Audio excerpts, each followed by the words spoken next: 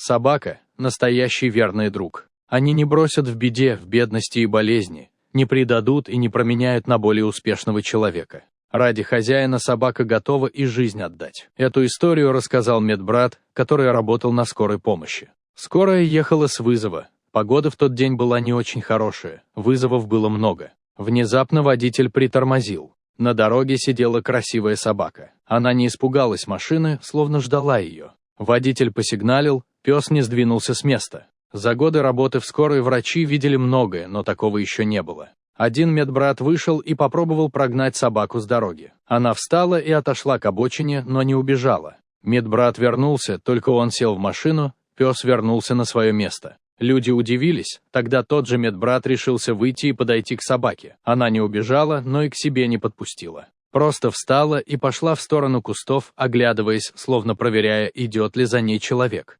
Медбрат внезапно остановился и стал звать коллег. Когда бригада прибежала, то увидели, что около кустов лежит пожилой мужчина без сознания. Видно было, что он потерял сознание и ему плохо. Мужчину погрузили в машину и повезли в больницу. Пес бежал следом. Медперсонал был восхищен верностью собаки. Его подкармливали, гладили и успокаивали. Когда мужчину перевели из реанимации в обычную палату, то врачи разрешили навестить мужчину. Главврача уговаривали все, и он смиловался, собаку пустили в палату. Были рады все. Пес скулил и ластился, хозяин плакал и гладил верного друга, даже медперсонал прослезился. С тех пор мужчина стал быстрее идти на поправку. Он часто подходил к окну и выглядывал, говорил с собакой, старался скорее выйти на улицу, чтобы увидеть друга. Такая верность и любовь восхитила всех. В больнице поставили диагноз «инсульт». Позже выяснилось, что мужчина пошел на прогулку с собакой, ему стало плохо и он упал. Если бы не пес, который остановил машину, спасти мужчину не смогли бы. Все это время пес жил у стен больницы.